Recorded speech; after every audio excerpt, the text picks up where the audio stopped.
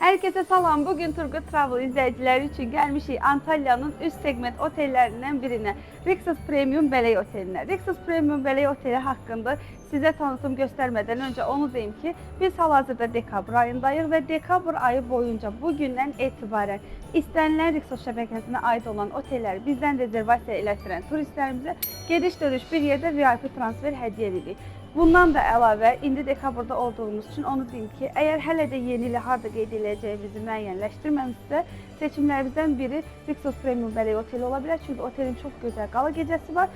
Burada olduğumuz müddətdə gəlin bir yerdə sizə dekabrda otel necə görünür, onları göstərim.